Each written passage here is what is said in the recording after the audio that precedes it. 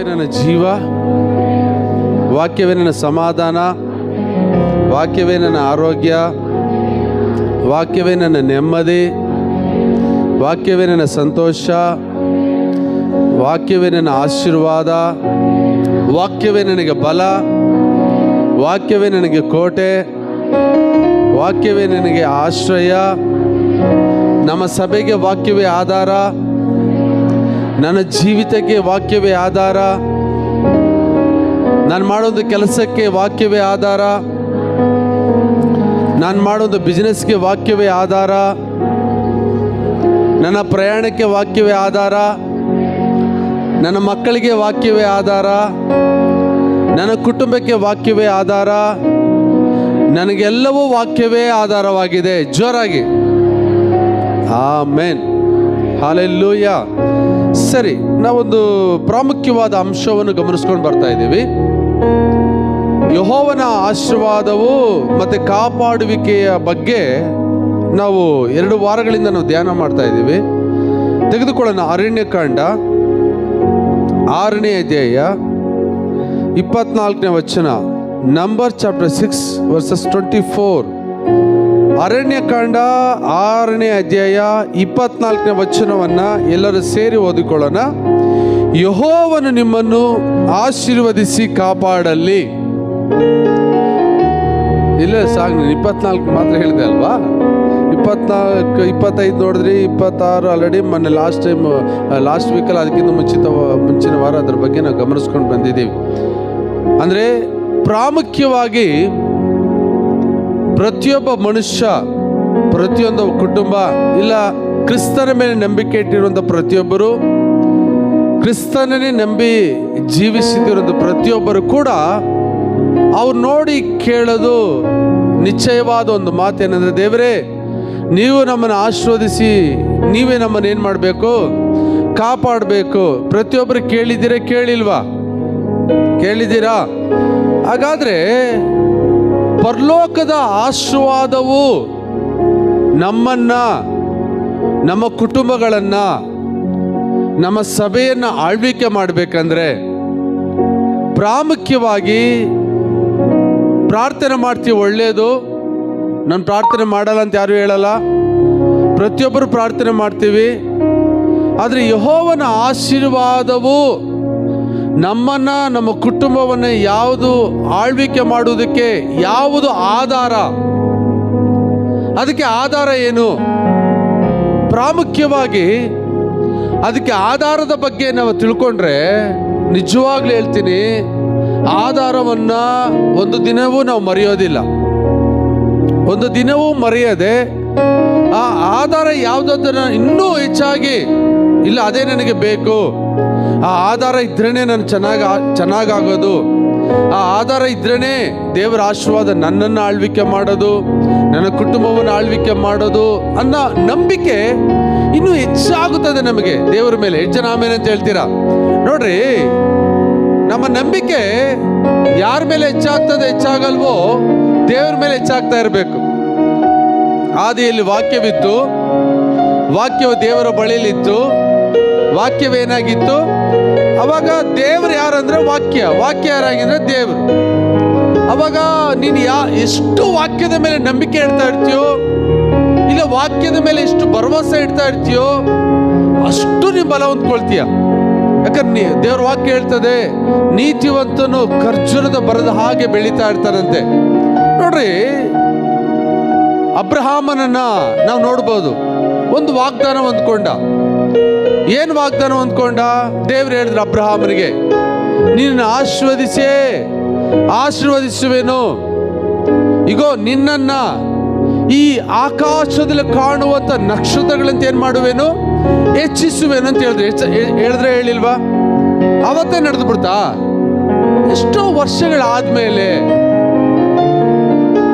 ಎಷ್ಟೋ ವರ್ಷಗಳು ಕಾದಿದ್ದ ಅಬ್ರಹಾಮನು.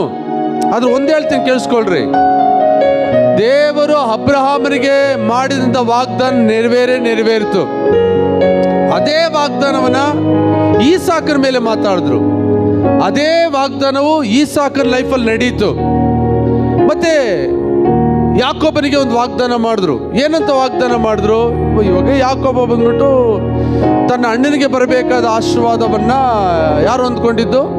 ಯಾಕೋಬನ ಹೊಂದ್ಕೊಂಡ್ಬಿಟ್ಟ. ಯಾಕೋಬನ ಹೆಸರು ಇವಾಗ ಮೋಸಗಾರನು, ಇಲ್ಲ ವಂಚಿಸುವಾತನು, ವಂಚನೆ ಮಾಡಿ ದೇವರ ಆಶೀರ್ವಾದ ಹೊಂದ್ಕೊಂಡ್ಬಿಟ್ಟ ಅಂತ ಅನೇಕರು ಹೇಳ್ತಾ ಇದ್ರು. ಆದರೆ ಯಾಕೋಬನ ಏನು ಮಾಡ್ದ?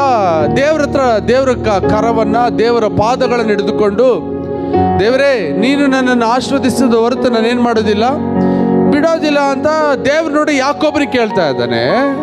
ಆದರೆ ಯಾಕೋಬನಿಗೆ ಒಂದು ವಾಗ್ದಾನ ಬಂತು. ಏನು ವಾಗ್ದಾನ ಬಂತು? ನೀನು ಹೋಗುವಂಥ ಮಾರ್ಗದಲ್ಲೆಲ್ಲ ನಿನ್ನ ಜೊತೆ ಇದ್ದು ಮತ್ತೆ ಇದೇ ದೇಶಕ್ಕೆ ನೀನು ಬರಮಾಡ್ತೀನಿ ಅಂದ್ರು ಅಷ್ಟೇ.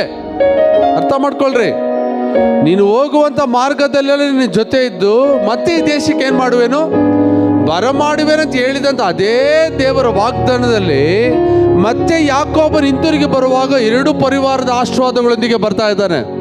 ಹೋಗುವಾಗ ಬರೀ ಕೈಯಲ್ಲಿ ಹೋದ. ಹಲೋ, ಹೋಗುವಾಗ ಹೆಂಗೆ ಹೋದ? ಇವ್ರು ಏನು ವಂಚನೆ ಮಾಡ್ದ, ಅವ್ರ ಮಾವ ಹಂಗೆ ವಂಚನೆ ಮಾಡ್ದ. ಯಾಕೋಬನು ಸರಿಯಾದ ಮೋಸ ಹೋದ. ಹೆಂಡತಿಯ ವಿಷಯದಲ್ಲಿ, ಮದುವೆ ವಿಷಯದಲ್ಲಿ ತುಂಬ ಮೋಸ ಹೋದ. ಮತ್ತೆ ಆಶೀರ್ವಾದ ತುಂಬ ಮೋಸ ಹೋದ. ಆದರೆ ಏನು ಮೋಸ ಹೋದ್ರೂ ಚೆನ್ನಾಗಿ ಅರ್ಥ ಮಾಡ್ಕೊಳ್ರಿ, ನಮ್ಗೇನು ಮೋಸ ಆಗಿದ್ರು ಕೂಡ, ಇಲ್ಲ ಒಂದು ವೇಳೆ ನಮ್ಮ ಅವಿಧೇಯತೆಗಳ ಮೂಲಕವಾಗಿನೋ, ಇಲ್ಲ ಒಂದು ವೇಳೆ ಇತರರ ಅವಿಧೇಯತೆಗಳ ಮೂಲಕವಾಗಿನೋ ಏನು ಮೋಸ ಹೋದ್ರೂ ಕೂಡ ನನ್ನ ದೇವರು ತಿರುಗಿ ಕೊಡುವುದಕ್ಕೆ ಆತನು ಸರ್ವಶಕ್ತನಾದ ದೇವರು. ಆತನ ಹೆಸರು ಎಲ್ ಶಡಾಯ್. ಹಲ್ಲೆಲೂಯಾ. ಆತನಿಗೆ ಅಸಾಧ್ಯವಾದದ್ದು ಒಂದು ಇಲ್ಲ. ಮನುಷ್ಯರಿಗೆ ಅಸಾಧ್ಯವಾಗಿರ್ಬೋದು. ಚೆನ್ನಾಗಿ ಅರ್ಥ ಮಾಡ್ಕೊಳ್ರಿ, ಮನುಷ್ಯರಿಗೆ ಅಸಾಧ್ಯವಾಗಿರ್ಬೋದು, ಅದು ದೇವರಿಗೆ ಎಲ್ಲವೂ ಸಾಧ್ಯ. ಓಕೆ, ಸರಿ. ನಾನು ಉದಾಹರಣೆಯಾಗಿ ಗಿದ್ಯೋನನ ಬಗ್ಗೆ ಹೋದ ವಾರ ಕೂಡ ನಾವು ನೋಡಿದ್ರಿ ಅಲ್ವಾ? ಹೋದ ವಾರ ನೋಡಿದ್ರಿ. ಈ ವಾರ ಕೂಡ ಉದಾಹರಣೆಯಾಗಿ ನಾವು ನೋಡುವಂಥ ಮಕ್ಕಳಾಗಿರೋಣ. ತೆಗೆದುಕೊಳ್ಳೋಣ ನ್ಯಾಯಸ್ಥಾಪಕರು. ನಾನು ನೋಡ್ರಿ, ಅನೇಕ ಉದಾಹರಣೆಗಳು ಇರ್ಬೋದು, ಲೋಕದ ರೀತಿಯಾದ ಉದಾಹರಣೆಗಳು, ಅದನ್ನೆಲ್ಲ ಜಾಸ್ತಿ ತೆಗೆದುಕೊಳ್ಳೋದಿಲ್ಲ. ನಾನು ಸತ್ಯವೇದದ ಆಧಾರವನ್ನು ಇಟ್ಟುಕೊಂಡೇ ನಾನು ಅದನ್ನು ನಿಮ್ಮೊಂದಿಗೆ ಹಂಚಿಕೊಳ್ಳಲು ಇಷ್ಟಪಡ್ತೀನಿ. ಯಾಕಂದರೆ ಸತ್ಯವೇದದ ಆಧಾರವು ನಿಜವಾಗಲೂ ನಿಮ್ಮ ಜೀವಿತಕ್ಕೆ ಆಧಾರವಾಗಿರುತ್ತೆ. ಸರಿನಾ? ತೆಗೆದುಕೊಳ್ಳ್ರಿ. ನ್ಯಾಯಸ್ಥಾಪಕರು, ಜಡ್ಜಸ್ ಚಾಪ್ಟರ್ 6, ನ್ಯಾಯಸ್ಥಾಪಕರು 6ನೇ ಅಧ್ಯಾಯ. ಅದರಲ್ಲಿ ಹೋದ ವಾರ ನೋಡಿದ್ರಿ, ಎಷ್ಟನೇ ವಚನದವರೆಗೂ ನೋಡಿದ್ರಿ? 15ನೇ ವಚನ ತನಕ ನಾವು ನೋಡಿದ್ರಿ. ನಾವು ಆಮೇಲೆ 16, 17, 18 ಆಮೇಲೆ ನೋಡೋಣ. ಅದಕ್ಕಿಂತ ಮುಂಚಿತವಾಗಿ ಇವಾಗ 33ನೇ ವಚನಕ್ಕೆ ಬನ್ನಿ ದಯವಿಟ್ಟು. 33ನೇ ವಚನಕ್ಕೆ, ಅದೇ ನ್ಯಾಯಸ್ಥಾಪಕರು 6ನೇ ಅಧ್ಯಾಯ 33ನೇ ವಚನವನ್ನು ಎಲ್ಲ ತೆಗೆದುಕೊಳ್ರಿ. ಎಲ್ಲ ಓದ್ರಿ ಒಂದ್ಸರಿ. 33ನೇ ವಚನ ಎಲ್ಲರೂ ಜೋರಾಗಿ ಓದ್ರಿ.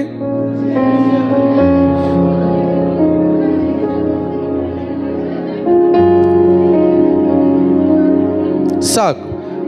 ಈ ಫ್ಯಾನ್ ಹಾಕಪ್ಪ, ಎ ಸಿ ಹಾಕತ್ತ, ಕಡಿಮೆ ಬರ್ತದೆ ನೋಡು. ಓಕೆ, ಹೋದ ವಾರ ನೋಡಿದ್ರಿ, ಮಿದ್ಯಾನರು ಯಾರಿಂದ ಉಂಟಾದವರು? ಮಿದ್ಯಾನರು ಯಾರಿಂದ ಉಂಟಾದವರು?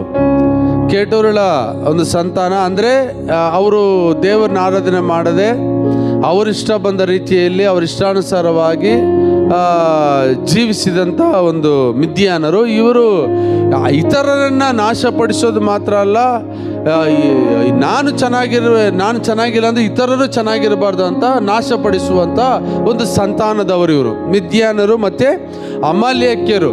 ಇವೆರಡು ಸಂತಾನದವರು ಇವರನ್ನು ಏನು ಮಾಡಲಿಕ್ಕೆ ಬಂದಿದ್ದಾರೆ? ಇವಾಗ ನಾಶಪಡಿಸಲಿಕ್ಕೆ ಬಂದಿದ್ದಾರೆ. ಹೋದರೆ ಇಷ್ಟರಲ್ಲಿ ಮಿದ್ಯಾನರು, ಅಮಾಲೇಕ್ಯರು ಮೂಡಣ ದೇಶದವರು ಕೂಡಿ ಹೊಳೆ ದಾಟಿ, ಅಂದರೆ ಯೋರ್ದಾನ್ ಹೊಳೆಯನ್ನು ದಾಟಿ ಬಂದು ಇಸ್ರಾಯೇಲಿನ ತಗ್ಗಿನಲ್ಲಿ ಪಾಳ್ಯ ಮಾಡಿಕೊಂಡೆ. ಚೆನ್ನಾಗಿರ್ತ. ಇಸ್ರಾಯೇಲ್ ತಗ್ಗು ಅಂದರೆ ಅದು ಸುಮಾರು 3 ಕಿಲೋಮೀಟರ್ ಅಗಲ ಮತ್ತು 15 ಕಿಲೋಮೀಟರ್ ಉದ್ದ. ಎಷ್ಟು ಕಿಲೋಮೀಟರ್ ಅಗಲ? 3 ಕಿಲೋಮೀಟರ್ ಅಗಲ ಮತ್ತು ಎಷ್ಟು ಕಿಲೋಮೀಟರ್ ಉದ್ದ? 15 ಕಿಲೋಮೀಟರ್ ಉದ್ದ ಇರುವಂಥ ಒಂದು ಭೂಮಿ. ತಗ್ಗು ಅಂತ ಬರೆಯಲ್ಪಟ್ಟಿದೆಯಲ್ಲ, ತಗ್ಗು ಅಂದರೆ ಎಲ್ಲವೂ ಹಳ್ಳ, ಎಲ್ಲ ತಗ್ಗಿನ ಪ್ರದೇಶವಲ್ಲ, ಸ್ವಲ್ಪ ಭಾಗ ಮಾತ್ರ ಅಲ್ಲಿ ಆ ಇಸ್ರಾಯೇಲಲ್ಲಿ ಸ್ವಲ್ಪ ಭಾಗ ಮಾತ್ರ ತಗ್ಗು, ಮತ್ತು ಇನ್ನೆಲ್ಲವೂ ಸಮಭೂಮಿ. ಆ ಇಸ್ರಾಯೇಲ್ ತಗ್ಗಿನಲ್ಲಿ ಒಂದು ಬೆಳೆ ಬೆಳೆದ್ರೆ ಒಂದು ಬೆಳೆಗೆ 1,00,000 ಜನ ಪೋಷಣೆ ಮಾಡ್ಕೊಳ್ತಾ ಇದ್ರು. ಎಷ್ಟು ಲಕ್ಷ ಜನ? ಒಂದು ಬೆಳೆಗೆ ಒಂದು ಸಾರಿ ಅವರು ಬೆಳೆದ್ರೆ ಆ ಒಂದು ಬೆಳೆಗೆ ಆ ಇಸ್ರಾಯೇಲರು ಸುಮಾರು 1,00,000 ಜನ ಪೋಷಿಸಲ್ಪಡ್ತಾ ಇದ್ರು. ಇವಾಗ ಅಂಥ ಬೆಳೆಯನ್ನ ನಾಶಪಡಿಸುವುದಕ್ಕೆ ಮಿದ್ಯಾನರು, ಅಮೇಲಕರು ಕೂಡಿ ಬಂದ್ಬಿಟ್ಟಿದ್ದಾರೆ. ಇವಾಗ ಒಂದು ಹೊಳೆ ದಾಟಿ ಒಂದು ತಗ್ಗಿನಲ್ಲಿ ಇದ್ದಾರೆ. ಇವಾಗ ಏನು ಮಾಡ್ಬೇಕು? ಇವಾಗ ಇಡೀ ಬೆಳೆಯನ್ನು ಏನು ಮಾಡ್ಬೇಕು? ಇವಾಗ ಸರಿ, ಇನ್ನು ಅರ್ಥ ಆಗೋತ್ತರ ಹೇಳ್ತೀನಿ. ಇಡೀ ಆಶೀರ್ವಾದವನ್ನು ಏನು ಮಾಡ್ಬೇಕು? ಇವಾಗ ನಾಶಪಡಿಸ್ಬೇಕಂತ ಅಮಾಲೇಕ್ಯರು, ಮಿದ್ಯಾನರು ಕಾಯ್ಕೊಂಡಿದ್ದಾರೆ. Yes or no? ಸತ್ಯವೇದದ ಆಧಾರದ ಮೂಲಕವಾಗಿ ನಾವು ನೋಡುವುದಾದರೆ ಸುಮಾರು 3 ಕಿಲೋಮೀಟರ್ ಅಗಲವುಳ್ಳ, 15 ಕಿಲೋಮೀಟರ್ ಉದ್ದವುಳ್ಳ ಈ ಭೂಮಿಯಲ್ಲಿ ಸುಮಾರು 1,00,000 ಜನ ಪೋಷಿಸಲ್ಪಡುವಂಥ ಆಶೀರ್ವಾದ, ಇಷ್ಟು ಆಶೀರ್ವಾದವನ್ನು ನಾಶಪಡಿಸುವುದಕ್ಕೆ ಇಲ್ಲಿ ಬಂದಿದ್ದಾರೆ. ಈ ಬಂದಿರುವಾಗ ಆಗ ಗಿದ್ಯೋನನು ಏನು ಮಾಡ್ತಾ ಇದ್ದಾನೆ ನೋಡ್ರಿ. ಆಗ ಗಿದ್ಯೋನನು ಯೆಹೋವನ ಆತ್ಮ ಆವೇಶವುಳ್ಳವನಾಗಿ, ಏನುಳ್ಳವನಾಗಿ ನಾನು ಆಲ್ರೆಡಿ ಈ ಮೆಸೇಜ್ ಸ್ಟಾರ್ಟ್ ಮಾಡೋದಕ್ಕಿಂತ ಮುಂಚಿತವಾಗಿ ಹೇಳಿದೆ, ನಮ್ಮ ಆಶೀರ್ವಾದಕ್ಕೆ ಪ್ರಾಮುಖ್ಯವಾದ ಸಪೋರ್ಟರ್ ಪರಿಶುದ್ಧಾತ್ಮನ ಮಾತ್ರನೇ. ಎಷ್ಟು ಜನ ಆಮೇಲೆ ಅಂತ ಹೇಳ್ತೀರಾ? ಯೆಹೋವನ ಎಲ್ಲರೂ ಪ್ರಾರ್ಥನೆ ಮಾಡ್ತೀರಾ, ನಾನು ಪ್ರಾರ್ಥನೆ ಮಾಡ್ತೇನೆ, ದೇವರೇ ನೀವೇ ನನ್ನ ಆಶೀರ್ವಾದ ಮಾಡಿ, ನೀವೇ ನನ್ನನ್ನು ಕಾಪಾಡಬೇಕು ಅನ್ನುವಂಥ ಒಂದು ಪದ ಇದೆ ನೋಡ್ರಿ. ಈ ಪದಕ್ಕೆ ಪ್ರಾಮುಖ್ಯವಾದ ಸಪೋರ್ಟರ್, ಈ ಪದಕ್ಕೆ ಪ್ರಾಮುಖ್ಯವಾದ ಸಹಾಯಕನು, ಇಲ್ಲ ಈ ಪದಕ್ಕೆ ಪ್ರಾಮುಖ್ಯವಾಗಿ ನಮ್ಮನ್ನು ಆವಾಗ ಎಚ್ಚರಿಸುವಾತನು ಯಾರಂದ್ರೆ ದೇವರ ಆತ್ಮನು. ಇವಾಗ ಗಿದ್ಯೋನನು ಓದೋಣ 34ನೇ ವಚನವನ್ನ. ಆಗ ಗಿದ್ಯೋನನು ಯೆಹೋವನ ಆತ್ಮಾವೇಶವುಳ್ಳವನಾಗಿ, ಏನುಳ್ಳವನಾಗಿ, ದಯವಿಟ್ಟು ಹೇಳ್ತಾ ಇದ್ದೀನಿ, ಪರಿಶುದ್ಧಾತ್ಮ ನಿಮ್ಮ ಜೊತೆ ಇದ್ದಾರೆ. ಪರಿಶುದ್ಧಾತ್ಮನ ಸಹಾಯದಿಂದ ಜೀವಿಸಲು ಪ್ರತಿದಿನ ಪ್ರಯಾಸ ಪಡ್ರಿ. No one day, every day, ಒಂದು ದಿನ ಮಾತ್ರ ಅಲ್ಲ. ದಯವಿಟ್ಟು ಹೇಳ್ತಾ ಇದ್ದೀನಿ, ಒಂದು ದಿನ ಮಾತ್ರನೇ ನೀನು ಪರಿಶುದ್ಧಾತ್ಮನ ಸಪೋರ್ಟ್ ತಕೊಂಡು ಜೀವನ ಮಾಡಿದ್ರೆ ಸಾಲೋದಿಲ್ಲ. ಪ್ರತಿದಿನವೂ ಪರಿಶುದ್ಧಾತ್ಮನ ಸಪೋರ್ಟ್ ತಗೊಳ್ರಿ, ನೀವು ತುಂಬಾ ಚೆನ್ನಾಗಿರ್ತೀರಾ. ಹಲ್ಲೆಲೂಯ. ಎಷ್ಟು ಜನ ಖಂಡಿತ ದೇವರ, ನಾನು ಹೇಳ್ತೀನಿ ಕೇಳಿಸ್ಕೊಳ್ರಿ, ಇದುವರೆಗೂ ಎಷ್ಟೋ ವಾಗ್ದಾನ ನಿಮ್ಮ ಲೈಫಲ್ಲಿ ದೇವರು ಮಾಡಿದ್ದಾರೆ. ಎಷ್ಟೋ ವಾಗ್ದಾನಗಳನ್ನು ನಿಮ್ಮ ಸತ್ಯವೇದದಲ್ಲಿ ಬರೆದಿಟ್ಕೊಂಡಿರ್ತೀರಾ, ಇಲ್ಲ ಡೈರಿ ಬುಕ್ಕಲ್ಲಿ ಬರೆದಿಟ್ಕೊಂಡಿರ್ತೀರಾ. ಈ ದೇವರು ಈ ವಾಗ್ದಾನ ನನಗೆ ಮಾತಾಡಿದ್ದಾರೆ, ದೇವರು ಈ ವಾಗ್ದಾನ ಮಾತಾಡಿದ್ದಾರೆ, ದೇವರು ಈ ವಾಗ್ದಾನ ಮಾತಾಡಿದ್ದಾರೆ ಅಂತ ನೀವು ಇಲ್ಲಿ ನೋಡ್ರಿ. ಅರೇ ಅವ್ರ ಕೆಲಸ ಅವ್ರು ಮಾಡಕ್ ಬಿಡ್ರಿ. ದಯವಿಟ್ಟು ಹೇಳ್ತೀನಿ, ನನ್ನ ನೋಡ್ರಿ ಏನು ಹೇಳ್ತಾ ಇದೆ.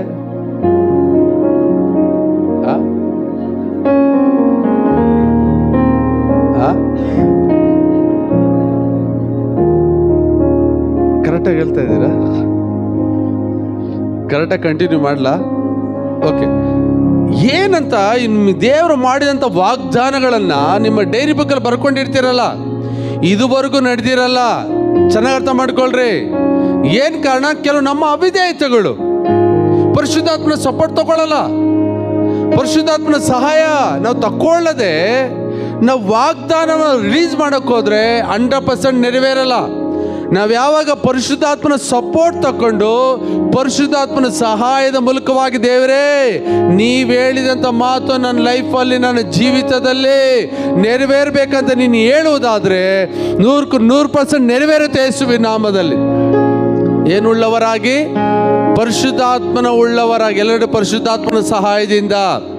ಇವಾಗ ಗಿದ್ಯೋನನ ಯಾರ ಸಪೋರ್ಟ್ ತಗೊಂಡ್ರಿ? ಇವಾಗ ಪರಿಶುದ್ಧಾತ್ಮನ ಸಪೋರ್ಟ್. ಯಾರ ಸಪೋರ್ಟ್ ತಗೊಂಡ್ರಿ? ಇವಾಗ ಹೋದ್ರಿ ವಚನವನ್ನು. ಆಗ ಗಿದ್ಯೋನನು ಯೆಹೋವನ ಆತ್ಮ ಆವೇಶವುಳ್ಳವನಾಗಿ ಕೊಂಬನ್ನು ಊದಲು. ಈ ಕೊಂಬನ್ನು ಊದೋದಂದ್ರೆ ಏನು ಗೊತ್ತಾ? ಚೆನ್ನಾಗಿ ಅರ್ಥ ಮಾಡ್ಕೊಳ್ರಿ. ಕೊಂಬುದೋದಂದ್ರೆ ಎಲ್ಲಾದ್ರೂ ಹೋಗ್ಬಿಟ್ಟು ಒಂದು ಅಂಗಡಿಯಲ್ಲಿ ಕೊಂಬು ತಂದ್ಬಿಟ್ಟು ಇಲ್ಲಿ ಊದೋದಲ್ಲ. ಚೆನ್ನಾಗಿ ಅರ್ಥ ಮಾಡ್ಕೊಳ್ರಿ. ಕೊಂಬು ಊದೋದ ಏನಂದ್ರೆ ಪ್ರಾರ್ಥನೆಯು, ಆರಾಧನೆಯು, ದೇವರ ವಾಕ್ಯವನ್ನು ಓದುವುದು, ಇಲ್ಲಿ ಕೇಳುವುದು. ಕೊಂಬುದೋದಂದ್ರೆ ಏನು? ಆಗ ನಿಮ್ಮ ಮನೇಲಿ ಎಷ್ಟು ಮನೇಲಿ ಡೈಲಿ ಕೊಂಬುತ್ತಾ ಇದ್ದೀರಾ ನೋಡ್ಕೊಳ್ರಿ. ಹಲೋ, ನಿಮ್ಮ ಮನೇಲಿ ಪ್ರತಿದಿನ ಯಾರೆಲ್ಲ ಕೊಂಬುತ್ತಾ ಇದ್ದೀರಾ ನೋಡ್ಕೊಳ್ರಿ. ನೀವೇ ನಿಮ್ಮ ಮನಸ್ಸಾಕ್ಷಿನ ಮುಟ್ಕೊಂಡು ನೀವು ನೋಡ್ಕೊಳ್ರಿ. ಇಲ್ಲ ಭಾನುವಾರ ಮಾತ್ರನೇ ಬೈಬಲ್ ಮೇಲಿರೋದು ಧೂಳು ಒದ್ರುಕೊಂಡು ತರ್ತಾ ಇದ್ದೀರಾ? ಇಲ್ಲ ಪ್ರತಿದಿನ ನಿಮ್ಮ ಮನೆಗಳಲ್ಲಿ ಕೊಂಬು ಊದ್ತಾ ಇದ್ದೀರಾ, ಊದ್ತಾ ಇಲ್ವಾ? ನಿಮ್ಮನ್ನು ನೀವು ಪರಿಶೋಧನೆ ಮಾಡ್ಕೊಂಡ್ರೆ ಖಂಡಿತ ಈ ವಾಗ್ದಾನ ನಿಮ್ಮ ಜೀವಿತ ನೆರವೇರ್ತದೆ ಯೇಸುವಿನ ನಾಮದಲ್ಲಿ. ಕೊಂಬನ್ನು ಊದಲು ಅಬೀಯೆಜರನ ಗೋತ್ರದವರು ಬಂದು ಅವರನ್ನು ಏನು ಮಾಡಿದ್ರಂತೆ? ಆ ಕೊಂಬು ಊದಿದ ತಕ್ಷಣನೇ ಓಡ್ ಬಂದು, ನೋಡ್ರಿ ಇಲ್ಲಿ ಇವತ್ತು ಸಭೆ ಆರಾಧನೆ ಇದೆ ಅಂತ ತಕ್ಷಣ ಓಡ್ ಬಂದು ಕುತ್ಕೊಂಡಿಲ್ವಾ? ಹಾಗಾದ್ರೆ ದೇವರ ಆಶೀರ್ವಾದ ನಿಶ್ಚಯವಾಗಿ ನಿನ್ನ ಲೈಫಲ್ಲಿ ನೆರವೇರ್ತದೆ. ನಿನ್ನ ಜೀವಮಾನವೆಲ್ಲೂ ಶುಭವೂ ಕೃಪೆಯೂ ನಿಮ್ಮನ್ನು ಹಿಂಬಾಲಿಸದೆ ಯೇಸುವಿನ ನಾಮದಲ್ಲಿ ಹೇಳ್ತಾ ಇದ್ದೀನಿ ಮಾತನ್ನ. ಎಲ್ಲ ಬಂದರು. ಅವನು ಉಳಿದ ಮನಸ್ಸೆಯವರ ಬಳಿಗೆ ದೂತರನ್ನು ಕಳುಹಿಸಲಾಗಿ ಅವರೂ ಕೂಡಿ ಬಂದರು. ಆಶೇರ್, ಜೆಬುಲೂನ್, ನಫ್ತಾಲಿ ಕುಲಗಳ ಬಳಿಗೆ ದೂತರನ್ನು ಕಳುಹಿಸಲು ಅವರೂ ಬಂದು ಯುದ್ಧ ಪ್ರಯಾಣಕ್ಕೋಸ್ಕರ ಏನು ಮಾಡ್ಕೊಂಡ್ರು? ಇವಾಗ ಸೇರಿಕೊಂಡ್ರು. ಸರಿ, ಇವಾಗ ಮಿದ್ಯಾನರು, ಅಮೇಲೇಕರು ಈ ಆಶೀರ್ವಾದವನ್ನ ನಾಶಪಡಿಸೋದಕ್ಕೆ ಒಂದು ಕಡೆ ಸಿದ್ಧವಾಗಿದ್ದಾರೆ. ಚೆನ್ನಾಗಿ ಅರ್ಥ ಮಾಡ್ಕೊಳ್ರಿ.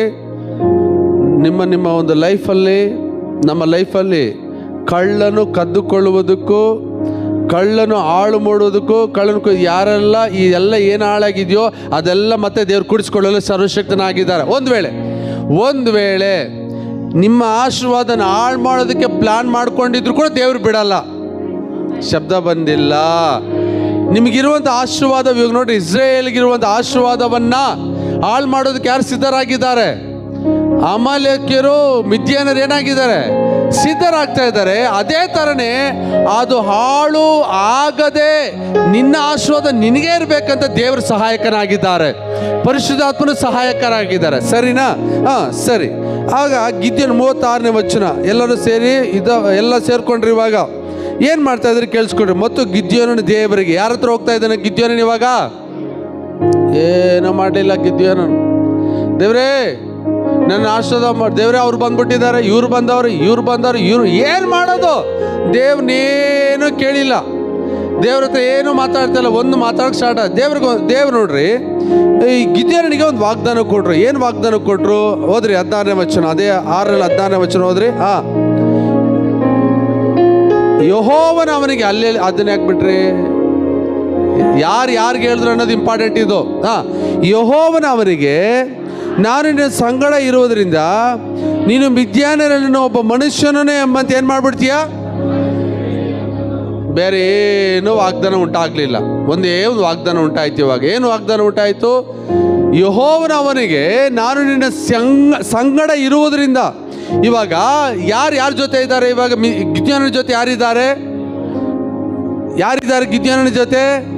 ನಿಮ್ಮ ಜೊತೆ ಏನಿದೆ? ಅರೆ ವಾಕ್ಯ ಅಂತ ಹೇಳ್ರಿ. ಆದಿಯಲ್ಲಿ ವಾಕ್ಯವಿತ್ತು, ವಾಕ್ಯವು ದೇವರ ಬಳಿಲಿತ್ತು, ವಾಕ್ಯವೇನಾಗಿತ್ತು? ಇವಾಗ ಗಿದ್ಯೋನನ ಜೊತೆ ಯಾರಿದ್ದಾರೆ? ಯೆಹೋವನು. ನಮ್ಮ ಜೊತೆ ಯಾರಿದ್ದಾರೆ? ವಾಕ್ಯ. ಸರಿ, ಎರಡು ಅರ್ಥ ಮಾಡ್ಕೊಳ್ರಿ. ಆದಿಯಲ್ಲಿ ವಾಕ್ಯವಿತ್ತು, ವಾಕ್ಯವು ದೇವರ ಬಳಿತ್ತು, ವಾಕ್ಯವೇನಾಗಿತ್ತು? ದೇವರಾಗಿತ್ತು. ಚೆನ್ನಾಗಿ ಅರ್ಥ ಮಾಡ್ಕೊಳ್ಳಿ. ಇವಾಗ ದೇವರ ಆಶೀರ್ವಾದವು, ಆತನ ಕಾಪಾಡುವಿಕೆಯು ನಮ್ಮ ಲೈಫ್ ಇರೋ ತನಕ ಲೋಕದಲ್ಲಿ ಬೇಕೇ ಬೇಕು. ಅರೆ ಬೇಕಾ ಬೇಡವಾ? ಬೇಕು ಮಾತ್ರ ಜೋರಾಗಿ ಆಮೇಲೆ ಹೇಳ್ರಿ. ಅದಿಲ್ಲ ಅಂದ್ರೆ ನಾವು ಬದುಕಕ್ಕಾಗಲ್ರಿ.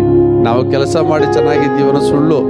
ಕೆಲಸ ಮಾಡೋದಕ್ಕೆ ಬಲ ಕೊಟ್ಟಿರೋದೇ ದೇವರು, ಕಾಲು ಕೊಟ್ಟಿರೋ ದೇವರು, ಕೈ ಕೊಟ್ಟಿರೋ ದೇವರು, ಜ್ಞಾನ ಕೊಟ್ಟಿರೋದು ದೇವರು. ಯೆಹೋವನ ಭಯವೇ ಜ್ಞಾನಕ್ಕೆ ಮೂಲ. ಜ್ಞಾನ ಕೊಟ್ಟಿರೋ, ಇಲ್ಲಾಂದ್ರೆ ಮೆಂಟ್ಲಾಗಿ ಊರು ತಿರುಗಬೇಕಾಗಿತ್ತು ನಾವು. ಆದರೆ ಆ ಜ್ಞಾನವಂತರು ನಾಚಿಕೆ ಪಡಿಸುವುದಕ್ಕೋಸ್ಕರನೇ ಅಜ್ಞಾನಿಗಳಾದ ನಮ್ಮನ್ನು ಆರಿಸಿಕೊಂಡು ಜ್ಞಾನವಂತರನ್ನಾಗಿ ಮಾಡಿದ್ದಾರೆ. ಸರಿ, ಗಮನಿಸಿ. ಇವಾಗ ಗಿದ್ಯೋನನ್ ಏನು ಮಾಡ್ತಾ ಇದ್ದೀನಿ? ಇವಾಗ ದೇವ್ರ ಹತ್ರ ಬಂದ್ರ ಏನಂತ? ಮತ್ತು ಗಿದ್ಯೋನನ್ ದೇವರಿಗೆ, ಯಾರು ಮಾತಾಡ್ತಾ ಇರೋದು? ಯಾರೊಂದಿಗೆ ಮಾತಾಡ್ತಾ ಇದ್ದಾರೆ? ಇದಕ್ಕಿಂತ ಮುಂಚಿತವಾಗಿ ಒಂದು ಮಾತು ಹೇಳ್ದ ದೇವರು. ಒಂದು ಮಾತು ಹೇಳಿದ್ರು. ಯಾರು? ಗಿದ್ಯೋನನಿಗೆ ಪರಾಕ್ರಮಶಾಲಿ ಅಂದರು. ಪರಾಕ್ರಮಶಾಲಿ ಅಂದಿದ್ದಷ್ಟೇ ಹೌದು ಸ್ವಾಮಿ ಅನ್ಲಿಲ್ಲ ಇವನು. ನೀ ಮಾತ್ರ ಹೇಳ್ಬಿಟ್ರಿ ನಾನು ಪರಾಕ್ರಮಶಾಲಿ ಅಂತ. ನಮ್ಮ ತಾತ ಹೇಳಿದ್ರು, ನಮ್ಮ ಅಪ್ಪ ಹೇಳಿದ್ರು, ಐಗುಪ್ತ ದೇಶದ ಇಸ್ರೇಲ್ ಬರುವಾಗ ಇಂತೆಲ್ಲ ಅದ್ಭುತ ನಡೀತು ಅಂತ. ಇವಾಗ ಎಲ್ಲಿದೆ ಅವೆಲ್ಲ ಅಂದಿದ್ದ ತಕ್ಷಣ ದೇವರು ಚೆನ್ನಾಗಿ ನೋಡ್ತಾ ಇದ್ದಾರೆ. ಯಾಕೆ ನೋಡಿದ್ರಿ ಹೇಳ್ರಿ? ಎಲ್ಲವನ್ನು ತಿಳ್ಕೊಂಡಿದ್ದ, ತಿಳಿಸಿದವರೇ ಹಿಂದೆ ಹೋಗ್ಬಿಟ್ರು. ಇವ್ರ ತಾತ, ಇವ್ರ ಅಪ್ಪ ಅವರೆಲ್ಲ ಏನು ಮಾಡ್ಬಿಟ್ರು? ಬಾಳನ ವಿಗ್ರಹದ ಹಿಂದೆ ಓಡೋಗ್ಬಿಟ್ರು. ಆದರೆ ಇವನು ಮಾತ್ರ ಬಿಡ್ಲಿಲ್ಲ. ಇಲ್ಲ ದೇವರು ಐಗುಪ್ತ ದೇಶದಲ್ಲಿ ಜನರು ಏನೋ ಗುಲಾಮತನದಲ್ಲಿ ಅವ್ರು ಕಡು ಬಡವರಾಗಿರುವಾಗ ದೇವರು ಅವ್ರನ್ನ ಕರ್ಕೊಂಡು ಬಂದಿರೋದು ಮಾತ್ರ ಅಲ್ಲ, ಅವ್ರಿಗೆ ಹಾಲು ಜೇನರು ಅಂತ ದೇಶ ಕೊಟ್ಟಿದ್ದಾರೆ. ಅಷ್ಟೇ ಅಲ್ಲ, ಬಂಡೆಯಿಂದ ನೀರು ಕೊಟ್ಟಿದ್ದಾರೆ. ಅಷ್ಟೇ ಅಲ್ಲ, ಏನದು ಪರಲೋಕದಿಂದ ಏನು ಕೊಟ್ಟಿದ್ದಾರೆ? ಮನ್ನಾ ಕೊಟ್ಟಿದ್ದಾರೆ. ಅವ್ರು ಹಾಕಿರುವಂಥ ಬಟ್ಟೆ ಹರಿಲಿಲ್ಲ, ಅವ್ರು ಹಾಕಿರುವಂಥ ಚಪ್ಪಲಿ ಕಿತ್ತೋಗ್ಲಿಲ್ಲ. ಇಷ್ಟು ಅದ್ಭುತ, ಇಷ್ಟು ಆಶೀರ್ವಾದವನ್ನು ಮಾಡಿದಂಥ ದೇವರು ಇವಾಗ ಎಲ್ಲಿ ಅದ್ಭುತ ಅಂತ ಯಾರು ನೋಡಿ ಕೇಳ್ತಾ ಇದ್ದಾರೆ? ಅದ್ಭುತ ಮಾಡಿದವರನ್ನೇ ನೋಡಿ ಕೇಳ್ತಾ ಇದ್ದಾನೆ. ಅವಾಗ ದೇವರು ಚೆನ್ನಾಗಿ ನೋಡ್ತಾ ಇದ್ದಾರೆ ಗಿದ್ಯೋನನ್ನ. ಅರೆ ಮನುಷ್ಯ, ಇದೆಲ್ಲ ತಿಳ್ಕೊಂಡಿರೋದು ನೀನು ಧನ್ಯನು ಅಂತ ನೋಡ್ತಾ ಇರೋದು ಅರ್ಥ. ಇವೆಲ್ಲ ನಮ್ಮೊಳಗಡೆ ಇರ್ಬೇಕು. ಎಷ್ಟು ಜನ ಆಮೇಲೆ ಅಂತ ಹೇಳ್ತೀರಾ? ಇವಾಗ ಗಿದ್ಯೋನ ಏನು ಮಾಡ್ತಾ ಇದ್ದಾನೆ? ಈ ಸರ್ವ ಆಶೀರ್ವಾದವನ್ನ ನಾಶಪಡಿಸೋದಕ್ಕೆ ಈ ಮಿದ್ಯಾನರು, ಅಮೇಲೇಕರು ಎಲ್ಲರೂ ಕೂಡಿ ಅವರು ಪ್ಲಾನ್ ಮಾಡಿದಾಗ ಗಿದ್ಯೋನ ಪ್ಲಾನ್ ಮಾಡ್ತಾ ಇದ್ದಾನೆ. ಇಲ್ಲ, ಯಾರೇ ಜನರು ಬರಲಿ, ಯಾರು ಜನ ಇಲ್ಲದೆ ಹೋಗ್ಲಿ, ನಾನು ದೇವ್ರ ಹತ್ರ ಹೋಗ್ತೀನಿ. ಇವಾಗ ಯಾರ ಹತ್ರ ಹೋಗ್ತೀನಿ? ಇವಾಗ ಏನಂತ ನೋಡ್ರಿ. ಆಗ ಮತ್ತು ಗಿದ್ಯೋನ ದೇವರಿಗೆ, ನೀನು ಹೇಳಿದಂತೆ, ಎಲ್ಲರಲ್ಲಿ ನೀನು ಹೇಳಿದಂತೆ. ಯಾರು ಹೇಳಿದಂತೆ?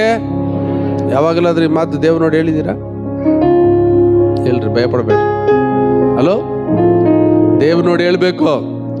ಯೆಹೋವನು ನಿಮ್ಮನ್ನು ದೊಡ್ಡ ಜನಾಂಗವಾಗುವಂತೆ ಮಾಡಿ ಆಶೀರ್ವದಿಸಿ ನಿಮ್ಮ ಹೆಸರನ್ನು ಏನು ಮಾಡುವೇನೋ ಪ್ರಖ್ಯಾತಪಡಿಸೋ. ದೇವರೇ, ನೀವು ಹೇಳಿದಂತೆ ಮಾಡ್ರಿ ನನಗೆ. ಹಲೋ, ಯಾರು ಹೇಳಿದಂತೆ? ದೇವರ ಹತ್ರ ನೀವು ಬೇರೆ ಏನು ಎತ್ಕೊಂಡೋದ್ರು ಕೆಲಸ ಏನಕ್ಕೆ? ನೀನು ಉಪವಾಸನೋ ಅದು ಇದು ಏನು ಕೆಲಸ ಮಾಡಲ್ಲ. ಇನ್ನೊಬ್ರಿಗೆ ಸಹಾಯ ಮಾಡಿರೋದು, ಇನ್ನೊಬ್ರು ಬಟ್ಟೆ ಕೊಡಿಸಿರೋದು, ಇದು ಮಾಡೋದು, ಅದು ಏನು ಕೆಲಸ ಮಾಡಲ್ಲ. ಇದನ್ನೇ ದೇವ್ರ ಹತ್ರ ತಗೊಂಡೋಗಿಡ್ಬೇಕು. ಯಾವುದನ್ನು ತಗೊಂಡೋಗಿಡ್ಬೇಕು? ದೇವ್ರ ಹತ್ರ ಇದನ್ನೇ ತಗೊಂಡೋಗಿಟ್ರೆ ನೀನು ರಿಪ್ಲೈ ಸಿಗೋದು. ಇದು ಗಿದ್ಯೋನ ಅರ್ಥ ಮಾಡ್ಕೊಂಡಿದ್ದಾನೆ. ದೇವ್ರ ಮುಂದೆ ಇದು ಅದು ಅಲ್ಲ, ಇದೆಲ್ಲ ಅದೆಲ್ಲ ಎತ್ಕೊಂಡು ಹೋಗೋದೆಲ್ಲ ಇಂಪಾರ್ಟೆಂಟ್. ಇವಾಗ ನಾನು ಯಾವ್ದು ತಗೊಂಡೋಗ್ಬೇಕು ದೇವ್ರ ಹತ್ರ? ನೀವು ದೇವ್ರ ಹತ್ರ ಹೇಳ್ತಾ ಇದ್ದು ನೋಡಿ, ಕೆಲಸ ಹೋದ್ರೆ ವಾಕ್ಯವನ್ನು, ನೀನು ಹೇಳಿದಂತೆ ಇಸ್ರಾಯೇಲರನ್ನು ನನ್ನ ಮೂಲಕವಾಗಿ. ಯಾರ ಮೂಲಕವಾಗಿ? ದೇವರ ರೆಡಿ ಏನು ವಾಗ್ದಾನ ಕೊಟ್ಟರು? ನಾನು ನಿನ್ನ ಸಂಗಡ ಇದ್ದು ಅಮೇಲೇಕರನ್ನು ಮಿದ್ಯಾನನು ಒಬ್ಬ ಮನುಷ್ಯನಂತ ಏನು ಮಾಡ್ಬಿಡ್ತೀಯ? ನೀನು ಸಂಹಾರ ಮಾಡ್ಬಿಡ್ತೀಯ ಅಂತ ವಾಗ್ದಾನ ಯಾರಿಗುಂಟಾಗಿದೆ? ಗಿದ್ಯೋನನಿಗೆ ಉಂಟಾಗ್ಬಿಡ್ತು. ಗಿದ್ಯೋನನ ವಾಗ್ದಾನವನ್ನು ಕೂಡ ಮರೀಲಿಲ್ಲ.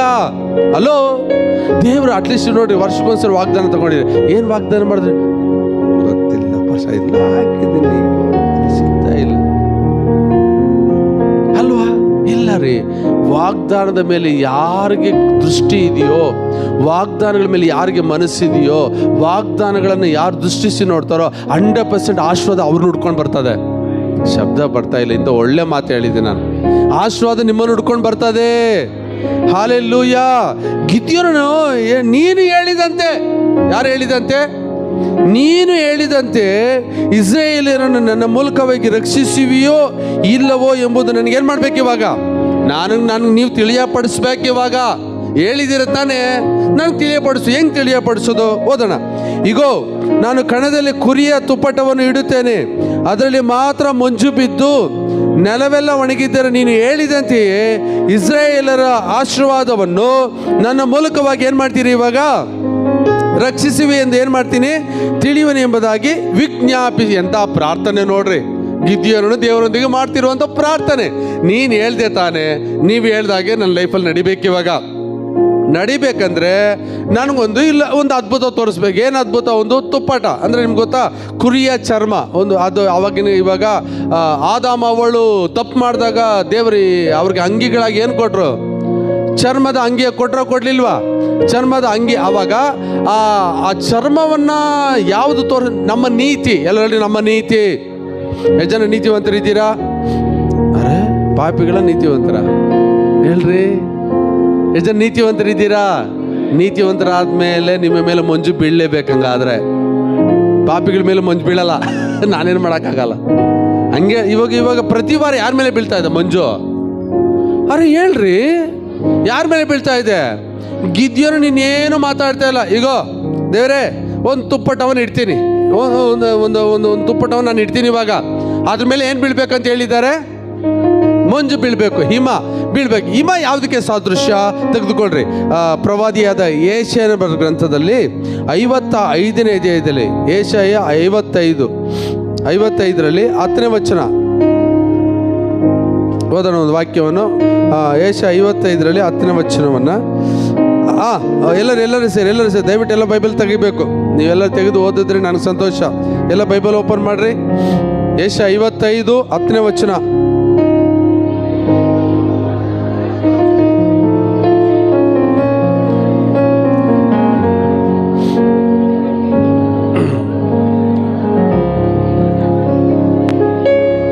ಸರಿ ಇನ್ನೊಂದ್ಸರಿ ದಯವಿಟ್ಟು 10ನೇ ವಚನವನ್ನ. ಮಳೆಯು ಹಿಮವು ಆಕಾಶದಿಂದ ಬಿದ್ದು, ಎಲ್ಲಿಂದ ಬಿದ್ದು? ಆಕಾಶದಿಂದ ಬಿದ್ದು ಭೂಮಿಯನ್ನು ತೋರಿಸಿ ಹಸುರುಗೊಳಿಸಿ ಫಲಿಸುವಂತೆ ಮಾಡಿ, ಬಿತ್ತುವವನಿಗೆ ಬೀಜ, ಉಣ್ಣುವವನಿಗೆ ಆಹಾರ. ಎಲ್ಲರಡೆ ಬಿತ್ತುವವನಿಗೆ ಬೀಜ, ಉಣ್ಣುವವನಿಗೆ ಆಹಾರ. ಇದೇ ದೇವರ ಆಶೀರ್ವಾದ. ಎಷ್ಟು ಜನ ಆಮೇಲೆ ಅಂತ ಹೇಳ್ತೀರಾ? ಇದು ಗಿದ್ಯೋನಿಗೆ ರಹಸ್ಯವನ್ನು ಅರ್ಥಕೊಂಡ್ಬಿಟ್ಟ. ಹಿಮ ಅಂದರೆ ದೇವರ ಮಾತು. ಎಲ್ಲರಡೆ ಹಿಮ ಅಂದರೆ ಏನು? ಹಿಮ ಅಂದರೆ ದೇವರ ವಾಕ್ಯ. ಎಷ್ಟು ಜನ ಬೇಕು ಅಂತ ಹೇಳ್ತೀರಾ? ಇವಾಗ ವರ್ಷಕ್ಕೆ ಎಷ್ಟು ತಿಂಗಳು? 12 ತಿಂಗಳು. ಎಷ್ಟು ಕಾಲ? 3 ಕಾಲ. ಒಂದು ಚಳಿ, ಇನ್ನೊಂದು ಮಳೆ, ಇನ್ನೊಂದು ಬಿಸಿಲಿಗೆ. 3 ಕಾಲ ಉಂಟು. 3 ಕಾಲದಲ್ಲಿ ಒಂದರಲ್ಲಿ ಹಿಮ ಬೀಳ್ತದೆ, ಇನ್ನೊಂದು ಕಾಲದಲ್ಲಿ ಮಳೆ ಬೀಳ್ತದೆ, ಇನ್ನೊಂದು ಕಾಲದಲ್ಲಿ ಬಿಸಿಲು ಚೆನ್ನಾಗಿ ಹೊಡಿತದೆ. ಇದು ಹಂಗಲ್ಲ. ಇದು ಹಂಗಲ್ಲ. ಪ್ರತಿದಿನ ನಮಗೆ ಹಿಮ ಬೇಕು. ಹಲೋ, ಪ್ರತಿದಿನ ಹಿಮ ಬೇಕು ನಮಗೆ. ಹಿಮ ಇಲ್ದಿರ ನಾವು ಜೀವನ ಮಾಡೋಕ್ಕೆ ಆಗೋದೇ ಇಲ್ಲ. ಈಗ ಆಲ್ರೆಡಿ ಇವಾಗ ಆಶೀರ್ವಾದ ಇದೆ. ಇಸ್ರೇಲರ ಮೇಲೆ ಏನಿದೆ? ಆಶೀರ್ವಾದ. ಅದನ್ನು ನಾಶಪಡಿಸೋದಕ್ಕೆ ಯಾರು ರೆಡಿಯಾಗಿದ್ದಾರೆ? ಮಿದ್ಯಾನರು ಆಮೇಲಕ್ಕೆ ರೆಡಿಯಾಗಿದ್ದಾರೆ ಇವಾಗ. ಹಲೋ, ಈಗ ಚೆನ್ನಾಗಿ ಅರ್ಥ ಮಾಡ್ಕೊಳ್ರಿ. ನಿಮಗೆ ಆಶೀರ್ವಾದ ಇದೆ ಅಂದರೆ ನಂಬಿದ್ರೆ ಅದು ನಡೀತದೆ. ಯೇಸುವಿನ ನಾಮ ವಾಗ್ದಾನ ಬಂದಮೇಲೆ ಆಶೀರ್ವಾದನೇ ರೀ. ನಾಳೆ ನಡಿಬೋದು, ನಾಡಿದ್ದು ನಡಿಬೋದು, ಇವತ್ತೇ ನಡಿಬೋದು ಯೇಸುವಿನ ನಾಮದಲ್ಲಿ. ಅವ್ರ ಕೈಲಿ ಆಗದಿರುವಂಥದ್ದು ಒಂದೂ ಇಲ್ಲ. ವಿತಿನ್ ಸೆಕೆಂಡಲ್ಲಿ ಅದ್ಭುತ ಮಾಡೋಕ್ಕೆ ನಮ್ಮ ದೇವ್ರ ಕೈಲಿ ಆಗೇ ಆಗುತ್ತೆ. ನೀನು ಕಣ್ಣು ಮುಚ್ಚಿ ಕಣ್ಣು ತೆಗೆದ್ರೆ ಅದ್ಭುತ ಮಾಡೋಕ್ಕೆ ನನ್ನ ದೇವ್ರ ಕೈಲಿ ಆಗುತ್ತೆ. ನೋಡ್ರಿ, ಅಲ್ಲಿ ಏನು ಹೇಳ್ತಾ ಇದೆ? ಬಿತ್ತುವವನಿಗೆ ಬೀಜವನ್ನು, ಉಣ್ಣುವವನಿಗೆ ಆಹಾರವನ್ನು ಕೊಡದೆ ಸುಮ್ಮನೆ ಹಿಂದಿರುಗಿ ಹೋಗೋದಿಲ್ಲ ಅಂತ ದೇವರ ವಾಕ್ಯ. ಇದು ತಿಳಿದುಕೊಂಡಿರುವಂಥ ಈ ಗಿದ್ಯೋನನ್ ಏನು ಮಾಡ್ದ? ನ್ಯಾಯಸ್ಥಾಪರು ತೆಗೆದುಕೊಳ್ರಿ. ಏನು ಮಾಡ್ದ? ಒಂದು ತುಪ್ಪಟ್ಟವನ್ನು ಇಡ್ತಾ ಇದ್ದಾನೆ. ಏನು ಮಾಡ್ತಾ ಇದ್ದಾನೆ? ಒಂದು ಅಂಗೈ ಅಗಲದ ತುಪ್ಪಟ್ಟ. ಅದನ್ನು ಯಾವುದನ್ನು ಸೂಚಿಸ್ತದೆ? ನಮ್ಮ ನೀತಿ. ಎಲ್ಲರಲ್ಲಿ ಯಾವುದನ್ನು ಸೂಚಿಸುತ್ತದೆ? ಅದು ನಮ್ಮ ನೀತಿಯನ್ನು. ಸರಿ, ಇವಾಗ ದೇವರೇ ನನ್ನ ನೀತಿವಂತರನ್ನು ಮಾಡಿದಿರ ತಾನೆ. ಇವಾಗ ನೀತಿ ಮೇಲೆ ಏನು ಬೀಳ್ಬೇಕು? ಇವಾಗ ಮಂಜು ಬಿದ್ದು ನೆಲವೆಲ್ಲ ಒಣಗಿದ್ದರೆ ನೀನು ಹೇಳಿದಂತೆ ಇಸ್ರೇಲ್ ನನ್ನ ಮೂಲಕವಾಗಿ ಏನು ಮಾಡ್ತೀಯ? ರಕ್ಷಿಸಿವೆ ಎಂದು ತಿಳಿಯುವನು ಎಂಬುದಾಗಿ ವಿಜ್ಞಾಪಿಸಿದನು. ಹಾಗೆ 38ನೇ ವಚನದಿಂದ, ಹಾಗೆಯೇ ಆಯಿತು. ಅವನು ಮರುದಿವಸ ಹೊತ್ತಾರಿಯಲ್ಲಿ ಎದ್ದು ತುಪ್ಪಟವನ್ನು ಒತ್ತಿ ಹಿಡಿಯಲು ಮಂಜಿನಿಂದ ನೀರು ಒಂದು ಬಟ್ಟಲು ತುಂಬ ಹೋಯಿತು. ಹಲೋ, ನಾನು ಹೇಳ್ತಾ ಇದ್ದೀನಿ, ಕೇಳಿಸ್ಕೊಡಿ. ಮುಂಜಾನೆ ವೇಳೆಯಲ್ಲಿ ದಯವಿಟ್ಟು ಹೇಳ್ತಾ ಇದ್ದೀನಿ, ದೇವರ ವಾಕ್ಯ ನಿಮ್ಮ ಒಳಗಡೆ ಎಷ್ಟಿದ್ರೂ ನೀವೇ ಆಶ್ರಯಿಸಲ್ಪಟ್ಟವರಾಗಿರ್ತೀರಾ. ನಿನ್ನ ಬಾಯಲ್ಲಿ ಏನು ಬರ್ತದೋ ಬರಲ್ವೋ, ಆ ತುಪ್ಪಟ್ಟವನ್ನು ಹಿಂಡಿದಾಗ ಏನು ಬಂತಂತೆ? ನೀರು ಬಂತು. ಆ ನೀರು ಏನಾಗಿತ್ತಂತೆ? ಬಟ್ಲು ತುಂಬ ಇತ್ತು. ನಾನು ವಾಗ್ದಾನವಾಗಿ ಪ್ರಾಪಿಸಿಯಾಗಿ ಹೇಳ್ತಾ ಇದ್ದೀನಿ, ನಿನ್ನ ಹೊಟ್ಟೆ ಒಳಗೆ ಜೀವಕರದ ಹೊಳೆಗಳಿದೆ. ಆ ಜೀವಕರದ ಹೊಳೆ ಪ್ರತಿದಿನ ಬಾಯಲ್ಲಿ ಹರಿಬೇಕು ಯೇಸುವಿನ ನಾಮದಲ್ಲಿ. ಆ ಥರ ಬರುವಾಗ ಚೆನ್ನಾಗಿ ಅರ್ಥ ಮಾಡ್ಕೊಳ್ರಿ, ನಿನ್ನ ಮೇಲೆ ದೇವರ ಆಶೀರ್ವಾದ ತಪ್ಪುವುದೇ ಇಲ್ಲ. ಸರಿನಾ? ಸರಿ, ಹಾಗೆ ಆಯಿತು. ಅವನು ಮರುದಿವಸ ಹೊತ್ತಾರಿಲಿ ಎದ್ದು ತುಪ್ಪಟವನ್ನು ಒತ್ತಿ ಹಿಡಿಯಲು ಮಂಜಿನಿಂದ ನೀರು ಒದ್ದು ಒಂದು ಬಟ್ಟಲು ತುಂಬ ಆಯಿತು. ಓಕೆ, 39ನೇ ವಚನ. ಅವರು ತಿರುಗಿ ದೇವರಿಗೆ, ಸ್ವಾಮಿ, ಇನ್ನೊಂದು ವಿಷಯ ಕೇಳಿಸ್ಕೊಳ್ರಿ. ಇವಾಗ ಸ್ವಾಮಿ ಸಿಟ್ಟಾಗ ಬರೋದಂತ ಯಾರು ಹೇಳಿದ್ದು? ಇದಕ್ಕಿಂತ ಮುಂಚಿತವಾಗಿ ಒಬ್ರು ಹೇಳಿದ್ರು. ಯಾರು ಹೇಳ್ರಿ ನೋಡೋಣ? ಇದಕ್ಕೆ ಅಬ್ರಾಹ್ಮ್. ಹೌದಾ ಇಲ್ವಾ? ನೀನು 1 ಸಾರಿ ಇಲ್ಲ, 2 ಸಾರಿ ಇಲ್ಲ, ದೇವ್ರ ಮಾತನ್ನು ಎಷ್ಟು ಸಾರಿ ಮುಂದೆ ಇಟ್ಟು ಅವ್ರು ಸಿಟ್ಟಾಗೋದಿಲ್ಲ, ಕೋಪ ಮಾಡ್ಕೊಳ್ಳೋದೇ ಇಲ್ಲ ಅವರು. ಹಲೋ, ನೀನು ಎಷ್ಟು ಸಾರಿನೂ ದೇವ್ರೇ ನೀನು ಹೇಳಿದಂತ ನನಗೆ ಮಾಡು, ನೀನು ಹೇಳಿದ್ದು ನನ್ನ ಲೈಫಲ್ಲಿ ನೆರವೇರಲಿ ಅಂತ ನೀನು ಜೀವ ಇರುವ ತನಕ ಹೇಳ್ತಾ ಇದ್ರು, ಸಿಟ್ಟಾಗೋದೇ ಇಲ್ಲ ಅವರು. ಅರ್ಥ ಮಾಡ್ಕೊಳ್ರಿ. ಇವು ಗಿದ್ಯೋನು ಹೇಳ್ತಾ ಇರೋದು ಮಾತು. ನೀನೇನಾಗಬಾರ್ದು ಇವಾಗ? ಸಿಟ್ಟಾಗ್ಬೇಡ. ಸಿಟ್ಟಾಗ್ತಾರ ಆಗಲ್ವೋ? ಗಿದ್ಯೋನಿಗೆ ಸರಿಯಾಗಿ ತಿಳಿದಿಲ್ವೋ ನನಗೆ ಗೊತ್ತಿಲ್ಲ. ಚೆನ್ನಾಗಿ ಅರ್ಥ ಮಾಡ್ಕೊಳ್ರಿ. ನಾನು ನಿಮಗೆ ಪ್ರವಾದನೆಗೆ ಹೇಳ್ತಾ ಇದ್ದೀನಿ, ದೇವರು ಕೋಪ ಮಾಡಿಕೊಳ್ಳುವುದಿಲ್ಲ, ದೇವರು ಸಿಟ್ಟಾಗುವುದೇ ಇಲ್ಲ. ಯೇಸುವಿನ ನಾಮದಲ್ಲಿ ಹೇಳ್ತಾ ಇದ್ದೀನಿ, ದೇವರ ಆತ್ಮನ ಸಹಾಯದಿಂದ ಹೇಳ್ತಾ ಇದ್ದೀನಿ. ಅವ್ರು ನೀನು ಎಷ್ಟು ಬಾರಿ ಕೂಡ ದೇವರ ಮಾತು ಮುಂದೆ ಇಟ್ಟರೆ ಅಷ್ಟು ಅವರೇ ಸಂತೋಷ ಪಡೋದು ರೀ. ಒಬ್ಬ ಸೇವಕನೇ ಒಂದು ವಿಶ್ವಾಸಿ ಬಾಯಲ್ಲಿ ದೇವ್ರ ಮಾತು ಬಂದರೆ ಸಂತೋಷ ಪಡ್ತಾನೆ, ವಾಗ್ದಾನ ಬಂದರೆ ಸಂತೋಷ ಪಡ್ತಾನೆ. ಹಾಗಾದ್ರೆ ದೇವ್ರು ಸಂತೋಷ ಪಡಲ್ವಾ? ಕೋಪ ಮಾಡ್ಕೊತಾರ? ಇಲ್ಲ ರೀ, ಕೋಪ ಮಾಡ್ಕೊಳ್ಳುವಂಥ ದೇವರಲ್ಲ. ಓದೋಣ ವಾಕ್ಯವನ್ನ. ಹಾಗೆಯೇ ಆಯಿತು. 39. ಅವನು ತಿರುಗಿ ದೇವರಿಗೆ, ಸ್ವಾಮಿ, ಸಿಟ್ಟಾಗಬಾರದು, ಇನ್ನೊಂದು ಸಾರಿ ಏನು ಮಾಡ್ತೀನಿ, ಮಾತಾಡ್ರಿ, ಕೊಡ್ಲಿ, ತಗೊಳ್ರಿ. ನಾನು ತಪ್ಪಾಗಿ ಅದನ್ನು ನಾನು ತಿಳ್ಕೊಳ್ತಾ ಇಲ್ಲ. ಅದು ನಿಮ್ಮ ನಂಬಿಕೆಗೆ ಆಧಾರ, ಅದು ಸರಿನಾ? ನಿಮ್ಮ ನಂಬಿಕೆಗೆ ಆಧಾರ. ಒಂದು ವೇಳೆ ಒಬ್ಬ ನೀತಿವಂತನು ಏನು ಮಾಡ್ತಾನೆ ಹೇಳ್ರಿ ನೋಡೋಣ. ಒಬ್ಬ ನೀತಿವಂತನು ಏನು ಹೇಳ್ತಾನೆ ಗೊತ್ತಾ? ನಾನು ಪಾಪದ ಪಾಲಿಗೆ ಸತ್ತು ನಾನು ನೀತಿವಂತನಾಗಿ ಜೀವಿಸುವಂತೆ ನಿನ್ನ ಬಾಸುನಗಳಿದೇನು ಹೊಂದಿಕೊಂಡಿದ್ದೇನೆ ನಾನು. ಸರಿ, ಒಂದು ವೇಳೆ ಒಂದು ಸಾಲದಲ್ಲಿ ಸಿಕ್ಕಾಕೊಂಡ್ಬಿಟ್ಟೆ, ಒಬ್ಬ ನೀತಿವಂತನ ಸಾಲದಲ್ಲಿ ಸಿಕ್ಕಾಕೊಂಡ್ಬಿಟ್ಟ. ಒಂದು ವೇಳೆ ಅವನೇನಂತ ಬೈಬಲ್ ಓದುವಾಗ ಏನಂತ ಪ್ರಾರ್ಥನೆ ಮಾಡ್ತಾನೆ ಹೇಳ್ರಿ ನೋಡೋಣ. ನಾನು ಅನೇಕರಿಗೆ ಸಾಲ ಕೊಡುತ್ತೇನೆ ಹೊರತು ಏನಾಗುವುದಿಲ್ಲ, ಸಾಲ ತೆಗೆದು. ಚೆನ್ನಾಗಿ ಇವೆಲ್ಲ ವಾಕ್ಯನೇ ಬರ್ತದೆ. ಒಂದು ವೇಳೆ ಕೇಳಿಸ್ಕೊಂಡು, ಒಂದು ವೇಳೆ ನೀವು ಪಾಸ್ಟ್ ಹತ್ರ ಬಂದ್ರಿ, ಏನೋ ಒಂದು ಸಾಲದಲ್ಲಿ ಸಿಗಾಕೊಂಡ್ಬಿಟ್ಟಿದ್ದೀರಾ, ಒಂದು ಸಾಲದಲ್ಲಿ ಪಾಸ್ಟ್ರೆ ನನಗೋಸ್ಕರ ಒಂದು ಪ್ರೇಯರ್ ಮಾಡ್ರಿ. ನಾನು ಕೇಳ್ತೀನಿ, ಏನಮ್ಮ ನಿಮ್ಮ ಪ್ರಾಬ್ಲಮ್ಮು, ಏನು ನಿಮ್ಮ ಸಮಸ್ಯೆ ಹೇಳ್ರಿ. ಸಮಸ್ಯೆ ಕೇಳಿದ್ರೆ ಯಾವ ಪಾಸ್ಟರ್ ಪ್ರೇಯರ್ ಮಾಡಲ್ಲ. ಸಮಸ್ಯೆ ಕೇಳ್ತೀವಿ, ಅವಾಗ ಅವ್ರ ಸಮಸ್ಯೆ ಹೇಳ್ತಾರೆ, ನನಗಿಂತ ನಾನು ಇಂಥ ಸಾಲದಲ್ಲಿ ಸಿಗಾಕೊಂಡ್ಬಿಡ್ತೀನಿ ಪಾಸ್ಟ್ರೆ, ದಯವಿಟ್ಟು ಇದಕ್ಕೋಸ್ಕರ ಪ್ರಾರ್ಥನೆ ಮಾಡ್ರಿ ಅಂದಾಗ ಕೂಡ ಆ ಪಾಸ್ಟ್ರ್ ಏನು ಪ್ರಾರ್ಥನೆ ಮಾಡ್ತಾರೆ ಗೊತ್ತಾ? ಪಾಸ್ಟ್ ಹೇಳೋದು ಒಂದೇ, ದೇವರೇ ನೀವು ಹೇಳಿದ್ದೀರಾ ಅನೇಕರಿಗೆ ಸಾಲ ಕೊಡಿವಿರಿ ಅಂತ ಏನು ಮಾಡುವುದಿಲ್ಲ. ಅವಾಗ ವಾಕ್ಯನೇ ಕಳಿಸೋದು. ಏನು ಕಳಿಸೋದು? ನೀನು ಪಾಸ್ಟ್ ಹತ್ರಕ್ಕೆ ಬಂದರೂ ನಿನಗೆ ವಾಕ್ಯ ಸಿಗ್ತದೆ, ದೇವರ ಹತ್ರಕ್ಕೆ ಹೋದ್ರೂ ನಿನಗೆ ವಾಕ್ಯನೇ ಸಿಗೋದು, ಇಲ್ಲ ಬೈಬಲ್ ಓಪನ್ ಮಾಡಿದ್ರು ವಾಕ್ಯನೇ ಸಿಗೋದು. ಇದು ಗಿದ್ಯೋನ್ ಅರ್ಥ ಮಾಡ್ಕೊಂಡ. ಗಿದ್ಯೋನ್ ಅದನ್ನು ಅರ್ಥ ಮಾಡಿಕೊಂಡು, ನನಗೆ ಇವಾಗ ಏನು ಬೇಕೋ, ನೀನು ಆಲ್ರೆಡಿ ವಾಗ್ದಾನ ಕೊಟ್ಟಿದ್ದಾಯ್ತು, ಮತ್ತೆ ವಾಗ್ದಾನ ಕೇಳ್ತಾ ಇದ್ದಾನೆ,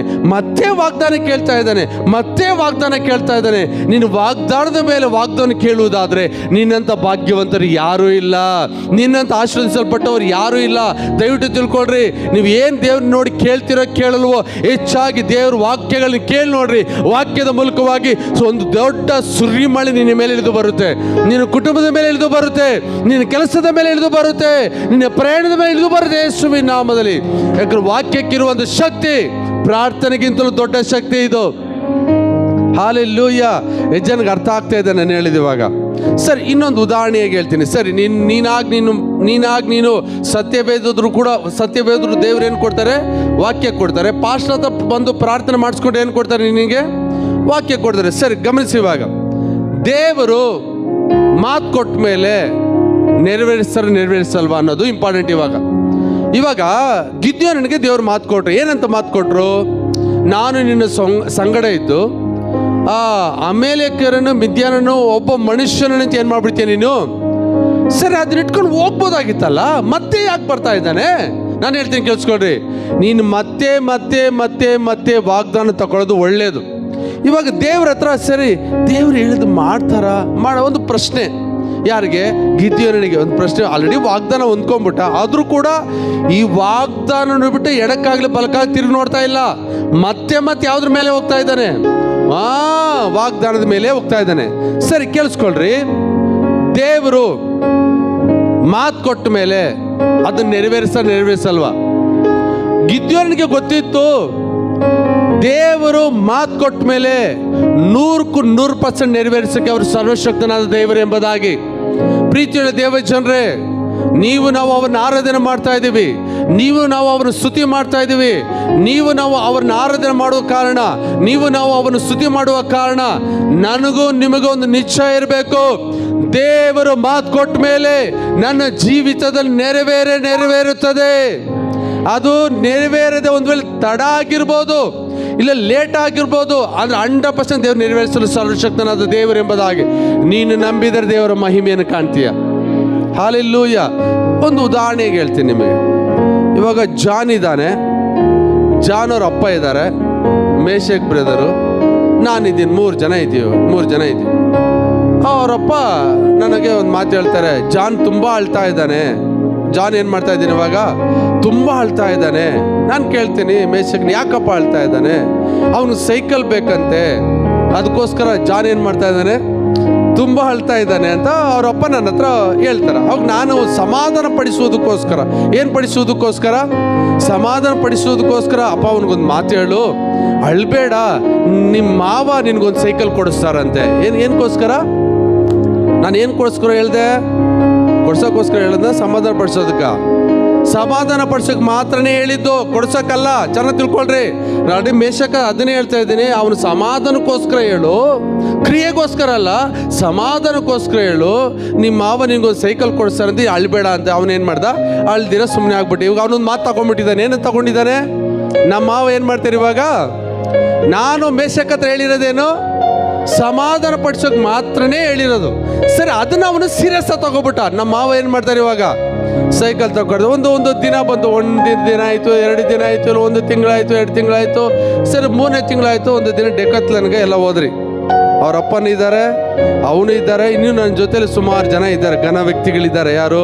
ನಮ್ಮ ಮಂಜು ಬ್ರದರ್ ಥರನೋ, ನಮ್ಮ ಸಾಜು ಬ್ರದರ್ ಥರನೋ, ಕಾಂತ ಬ್ರದರ್ ಥರನೋ, ಅಜಯ್ ಥರ ಎಲ್ಲ ನನ್ನ ಜೊತೆ ಆಲ್ರೆಡಿ ಡೆಕತ್ಲನಲ್ಲಿ ಇದ್ದೀವಿ. ಇವಾಗ ಡೆಕತ್ಲನ್ಗೆ ಹೋಗಿದ್ದೀವಿ. ಇವಾಗ ಜಾನ್ ಡೈರೆಕ್ಟಾಗಿ ನನ್ನ ಹತ್ರಕ್ಕೆ ಬಂದಿದ್ದೀವಿ. ಇವಾಗ ಯಾರ ಹತ್ರಕ್ಕೆ ಬಂದಿದ್ದೀವಿ? ಇವಾಗ ನಾನು ಸಮಾಧಾನ ಪಡಿಸೋಕೆ ಒಂದು ಮಾತು ಹೇಳಿದ್ನಲ್ಲ, ಜಾನ್ ಡೈರೆಕ್ಟಾಗಿ ನನ್ನ ಹತ್ರ ಬಂದು, ಮಾಮ್ నువ్వు నాకు సైకిల్ ఇప్పిస్తానని చెప్పింది కదా, వచ్చి సైకిల్ ఇప్పి ನನಗೆ.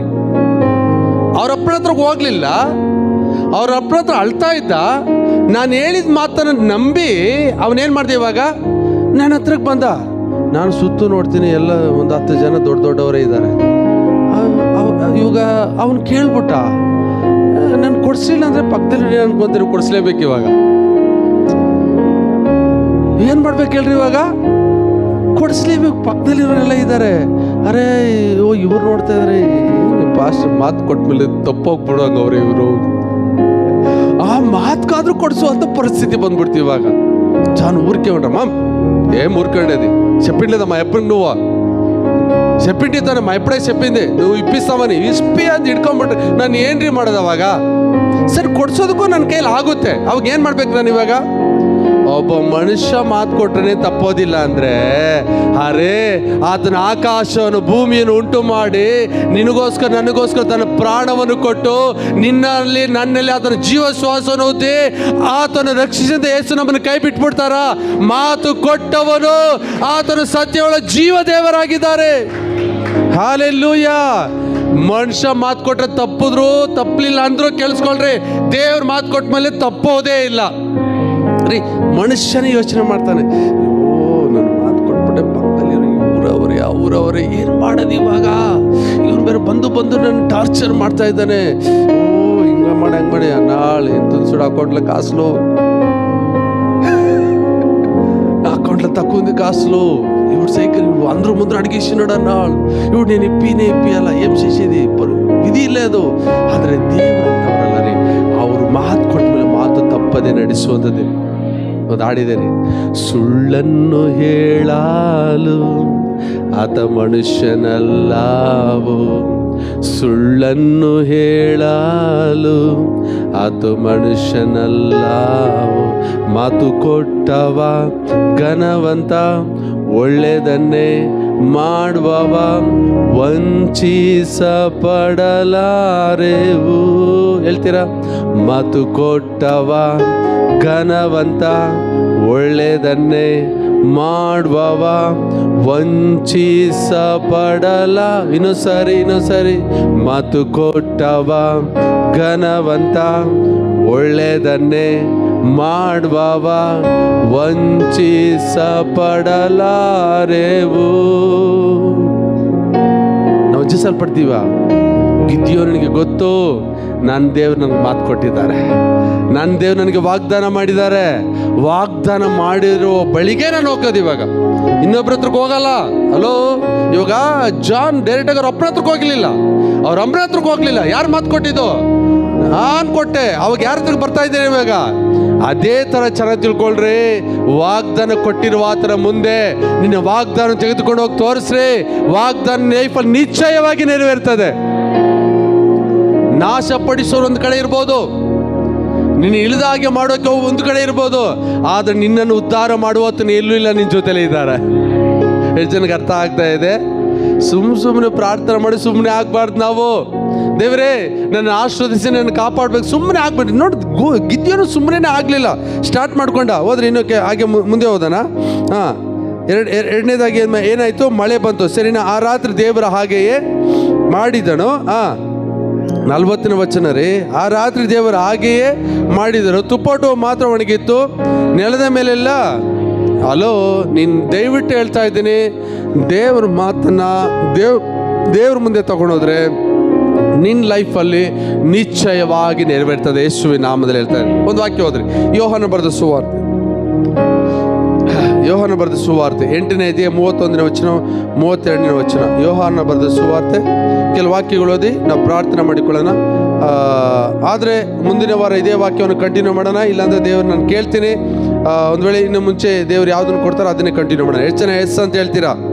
S, okay. 8ನೇ ಅಧ್ಯಾಯ 31ನೇ ವಚನ 32ನೇ ವಚನ. ಬೇಗ ಓದ್ಬಿಡ್ರಿ.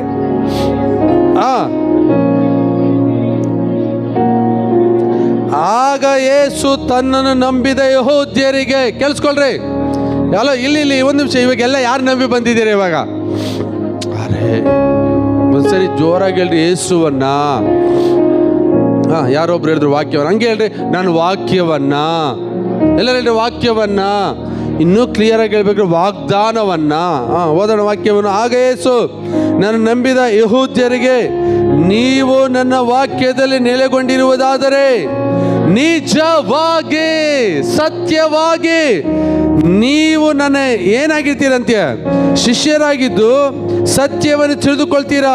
ಅಷ್ಟೇ ಅಲ್ಲ, ಸತ್ಯವೋ ನಿಮ್ಮನ್ನು ಬಿಡುಗಡೆ ಮಾಡುತ್ತೆ. ವಾಗ್ದಾನವು ನಿಮ್ಮನ್ನು ಬಿಡುಗಡೆ ಮಾಡುತ್ತೆ. ವಾಗ್ದಾನವೇ ನಿಮ್ಮನ್ನು ಆಶೀರ್ವಾದ ಮಾಡುತ್ತೆ. ಏನು ಅನ್ಕೊಂಡಿದ್ರೆ ಸತ್ಯ? ಅದರಲ್ಲಿ ಸುಳ್ಳೇ ಇಲ್ಲ ರೀ. ಮನುಷ್ಯ ಹೇಳ್ತಾನೆ, ಒಂದು ವೇಳೆ ಅದೇ ಜಾನ್ ನನ್ನ ಹತ್ರ ಬಂದ್ರೆ, ಅದ್ರಾ నేను ఊరికే చెప్పింది అవ్వతో, నేను సమాధాన పడిచే చెప్తే వచ్చిసేయడం అదే ನಾನು ಅವನು ಯಾಮರಿಸ್ಬೋದು. ಆಗುತ್ತಾಗಲ್ವಾ? ಸಾಕ್ಷಿಗೆ ಮೇಷಕನ ಕರಿತೇನೆ, ಮೇಷಕ ಪಾಪ ಇಲ್ಲಿ ನಾನು ಕೊಡಿಸ್ತೀನಿ ಅಂತ ಹೇಳ್ತಾನೆ, ಸಮಾಧಾನ ಪಡಿಸೋ ಅಂತ ಹೇಳ್ದ ಅಂತ ಕೇಳ್ತೀನಿ. ಅವಾಗ ಮೇಷಕ ಇಲ್ಲ ನೀವು ಆಲ್ರೆಡಿ ಸಮಾಧಾನ ಪಡಿಸೋಕೆ ಹೇಳಿದ್ದು ಕರೆಕ್ಟೇ, ನೀವು ಹೇಳಿದ್ದು ಕರೆಕ್ಟೇ, ನೀವು ಹೇಳ್ದಂಗೆ ನಾನು ಹೇಳಿದ್ದೀನಿ, ನೀವು ಕೊಡಿಸ್ತೀರ ಅಂತ ನಾನು ಡೈರೆಕ್ಟಾಗಿ ಹೇಳಿಲ್ವ, ಕರೆಕ್ಟೇ ಇಲ್ವಾ? ಆದರೆ ದೇವ್ರು ಹಂಗಲ್ಲ. ಮನುಷ್ಯ ಹೆಂಗೆ ಬೇಕಾದ್ರೆ ತಿರುಗ್ಬೋದು, ಆದರೆ ಹೆಂಗೆ ಬೇಕಾದ್ರೆ ಹಂಗೆ ತಿರುಗಕ್ಕೆ ನನ್ನ ದೇವರು ಸುಳ್ಳುಗಾರನಲ್ಲ. ಆತನು ಸತ್ಯವುಳ್ಳ ನಿಜ ದೇವರು, ಏಕೈಕ ದೇವರು. ಆತನ ಹೆಸರು ಯೇಸು ಎಂಬುದಾಗಿ. ಅವ್ರು ನೋಡ್ರಿ ಒಂದು ಮಾತು ಕೊಟ್ರಿ, ಲೋಕದ ಮೇಲೆ ಎಷ್ಟೋ ಪ್ರೀತಿಯನ್ನಿಟ್ಟು ಅವ್ರು ಮಾತು ಕೊಟ್ಮೇಲೆ ತನ್ನ ಮಗನ ಭೂಮಿಗೆ ಕಳಿಸಿದ್ರು. ಗೊತ್ತಾ? ಕಳಿಸಿದ್ರು. ನಮ್ಮ ಪಾಪಗಳು ಹೊತ್ಕೊಂಡ್ರು, ನಮ್ಮ ಶಾಪಗಳು ಹೊತ್ಕೊಂಡು, ದರಿದ್ರತನ ಹೊತ್ತುಕೊಂಡ್ರು, ನಮ್ಮ ರೋಗವನ್ನು ಹೊತ್ತುಕೊಂಡ್ರು, ಎಲ್ಲವನ್ನು ಹೊತ್ತುಕೊಂಡು ವಾಕ್ಯ ಹೇಳ್ತಾನೆ, ನನ್ನ ದೇವರು ಆತನ ಪ್ರಭಾವದ ಶಕ್ತಿ ತಕ್ಕ ಹಾಗೆ ನಮ್ಮ ಕೊರತೆಗಳೆಲ್ಲ ನೀಗಿ ಹೋಯ್ತಂತೆ. ಎಲ್ಲ ಹೇಳ್ರಿ, ನನ್ನ ಕೊರತೆ ಎಲ್ಲ ನೀಗಿ ಹೋಯ್ತು. ಹೋದ್ರೆ ವಾಕ್ಯ 32ನೇ ವಚನ. ಮತ್ತೆ ಸತ್ಯವು ನಿಮ್ಮನ್ನು ಏನು ಮಾಡ್ತದೆ? ಬಿಡುಗಡೆ ಮಾಡುವುದು ಎಂದು. ಇನ್ನೊಂದು ವಾಕ್ಯ ಅದರಲ್ಲಿ 7ರಲ್ಲಿ 38ನೇ ವಚನ. ಯೋಹಾನ 7ರಲ್ಲಿ 38ನೇ ವಚನ. ನನ್ನನ್ನು ನಂಬಿದವನ ಹೊಟ್ಟೆಯೊಳಗಿಂದ ಶಾಸ್ತ್ರದಲ್ಲಿ ಹೇಳಿರುವ ಪ್ರಕಾರ ಜೀವಕರವಾದ ನೀರಿನ ಹೊಳೆಗಳು. ಹಲೋ, ನೀರಲ್ಲ, ನೀರಿನ ಹೊಳೆಗಳು ಹರಿಯುವೆಂದು ನನಗೆ ಕೂಗಿ ಹೇಳಿದ್ದಾರೆ. ಹಲೋ, ಎಷ್ಟು ಸಾರಿ ದೇವರು ವಾಗ್ದಾನ ಕೂಗಿ ಹೇಳಿಲ್ಲ? ಹೋಗಿ ಅದೆಲ್ಲ ಬೇಡ. ಮಂಗಳವಾರ ಕೂಗಿ ಹೇಳ್ತಾರೆ, ಭಾನುವಾರ ಕೂಗಿ ಹೇಳ್ತಾರೆ, ಶುಕ್ರವಾರ ಕೂಗಿ ಹೇಳ್ತಾರೆ. ಈ ಕೂಗಿ ಹೇಳುವಂಥ ಮಾತಿಗೆ ನಿನ್ನ ಕಿವಿ ಕೊಡುವುದಾದರೆ ನಿಶ್ಚಯವಾಗಿ ಹೇಳ್ತಾ ಇದ್ದೀನಿ, ನಿನ್ನ ಜೀವಮಾನವೆಲ್ಲವೂ ಶುಭವು ಕೃಪೆ ನಿಮ್ಮನ್ನು ಹಿಂಬಾಲಿಸ್ತದೆ. ಹಾಲೆಲ್ಲೂಯ. ಇವಾಗ ಆ ಇಸ್ರೇಲರ ಆಶೀರ್ವಾದವನ್ನು ನಾಶಪಡಿಸೋದಕ್ಕೆ ಯಾರಿದ್ದಾರೆ? ಅಮೇಲೆಕ್ಯರು, ಮಿದ್ಯಾನರಿದ್ದಾರೆ. ಇವಾಗ ಗಿದ್ಯೋನನ್ನು ಏನು ಮಾಡ್ದೆ ಗೊತ್ತಾ? ದೇವ್ರ ಹತ್ರ ಬಂದು ಇನ್ನು ದೇವ್ರ ವಾಗ್ದಾನ ಹೆಚ್ಚಾಗಿ ಹೊಂದ್ಕೊಂಡು ಅಮೇಲೆಕ್ಯರನ್ನು ಅವ್ರನ್ನೇನು ಮಾಡ್ದ? ನಾಶಪಡಿಸಿ ಅವರ ಆಶೀರ್ವಾದ ಅವ್ರ ಮೇಲೇ ಇತ್ತು. ಹಾಗಾಗಿ ನಾನು ಹೇಳ್ತೀನಿ ನಿಮಗೆ ವಾಗ್ದಾನವಾಗಿ, ನಿಮ್ಮ ಆಶೀರ್ವಾದ ನಿಮ್ಮ ಮೇಲೆ ಇರ್ತದೆ, ಇನ್ನೂ ಹೆಚ್ಚಾಗ್ತಾ ಇರ್ತದೆ ನಿಮ್ಮ ಆಶೀರ್ವಾದ. ಆಮೇಲೆ ಇನ್ನೂ ಹೆಚ್ಚಾಗ್ತಾ, ನಿಮ್ಮ ಆಶೀರ್ವಾದ ಇನ್ನೂ ಹೆಚ್ಚಾಗ್ತಾ ಇರ್ತದೆ. ಒಂದು ವಾಕ್ಯ ಓದ್ಬಿಡ್ರಿ, ಅದೇ ಯೋಹಾನ 14ರಲ್ಲಿ 13ನೇ ವಚನ. ಯೋಹಾನ 14ರಲ್ಲಿ 13ನೇ ವಚನ 14ನೇ ವಚನ.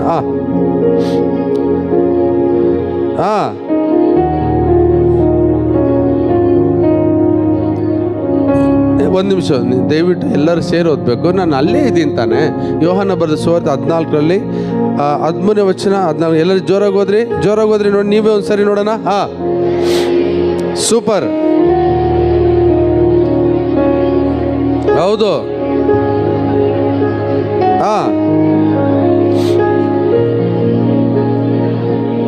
ಎಷ್ಟು ಜನ ಆಮೇನ್ ಅಂತ ಹೇಳ್ತೀರಾ? ಜೋರಾಗಿ ಆಮೇನ್ ಅಂತ ಒಂದ್ಸರಿ ಹೇಳ್ಬಿಡ್ರಿ. ಸರಿ, ನನ್ನ ಜೊತೆ ಇನ್ನೊಂದು ಸೇರಿ, ಎಲ್ಲರೂ ಸೇರಿ. ಇದಲ್ಲದೆ ನೀವು ನನ್ನ ಹೆಸರಿನಲ್ಲಿ ಏನೇನು ಬೇಡಿಕೊಳ್ಳುವಿರೋ ಅದನ್ನು ನೆರವೇರಿಸುವೆನು. ಹೀಗೆ ಮಗನ ಮೂಲಕವಾಗಿ ತಂದೆಗೆ ಮಹಿಮೆ ಉಂಟಾಗ್ತದೆ. ನೀವು ನನ್ನ ಹೆಸರಿನಲ್ಲಿ ಏನಾದರೂ ಬೇಡ್ಕೊಳ್ರಿ, ಅದನ್ನು ನನ್ನ ದೇವರು ನೆರವೇರಿಸೇ 100% ನೆರವೇರಿಸ್ತಾರೆ ಯೇಸುವಿನ ನಾಮದಲ್ಲಿ. ಆಮೇಲೆ ಹಾಗಾಗಿ ನಿಮ್ಮ ಆಶೀರ್ವಾದ ನಿಮ್ಮ ತಲೆ ಮೇಲೆ ಇರ್ತದೆ, ನಿಮ್ಮ ಆಶೀರ್ವಾದ ನಿನ್ನ ಕುಟುಂಬದ ಮೇಲೆ ಇರ್ತದೆ. ನಿಶ್ಚಯವಾಗಿ ನಾನು ಹೇಳ್ತಾ ಇದ್ದೇನೆ ರೀ, ಗಿದ್ಯೋನು ದೇವರ ಆಶೀರ್ವಾದನ ಕಳ್ಕೊಳ್ಳೋದಕ್ಕೆ ಇಷ್ಟಪಡಲಿಲ್ಲ. ಅವ್ರಿಗಿರುವಂಥ ಆಶೀರ್ವಾದ ಅವ್ರಿಗೇ ಇರಬೇಕಂತ ಮತ್ತೆ ಎಲ್ಗೋದ? ದೇವರ ಹತ್ರಕ್ಕೆ ಹೋದ. ಮತ್ತೆ ದೇವ್ರ ಹತ್ರ ಏನು ತೋರಿಸ್ತಾ ಇದ್ದಾನೆ? ಅದೇ ವಾಕ್ಯ. ಹಿಮವು ಮಳೆ ಅಂದರೆ ಏನು? ನನಗೆ ಬೇಕು ದೇವರೇ, ನಿನ್ನ ವಾಕ್ಯ ನನಗೆ ಬೇಕು. ಹಿಮದ ಹಾಗೆ ನಿನ್ನ ವಾಕ್ಯ ನನಗೆ ಬೇಕು, ಮಳೆ ಬೇಕು. ನಾನು ದಯವಿಟ್ಟು ಹೇಳ್ತಾ ಇದ್ದೀನಿ, ಅವರ ವಾಕ್ಯವನ್ನು ಕೇಳುವವರಿಗೆ, ಅವರ ವಾಗ್ದಾನ ಕೇಳುವವರಿಗೆ ದೇವರು ನಿಶ್ಚಯವಾಗಿ ಎಲ್ಲರಿಗೂ ಹಂಗಿಲ್ಲದೆ ಅವ್ರು ವಂಚನೆ ಮಾಡದೆ ಎಲ್ಲರಿಗೂ ಉದಾರ ಮನಸ್ಸಿನಿಂದ ವಾಗ್ದಾನ ಕೊಡಲು ಅವರು ಸರ್ವಶಕ್ತನಾದ ದೇವರಾಗಿದೆ. ಅರ್ಥ ಆಯ್ತು ವಾಕ್ಯ? ಎಷ್ಟು ಜನಕ್ಕೆ ಅರ್ಥ ಆಯ್ತು? ಹಾಗಾದ್ರೆ ಆಶೀರ್ವಾದ ನಿಮ್ಮ ಮೇಲೆ ಆಳ್ವಿಕೆ ಮಾಡ್ತದೆ. ಇನ್ಮೇಲೆ ಆಳ್ವಿಕೆ ಮಾಡ್ಬೇಕು. ನೀವೇನು ಮಾಡಬೇಕು?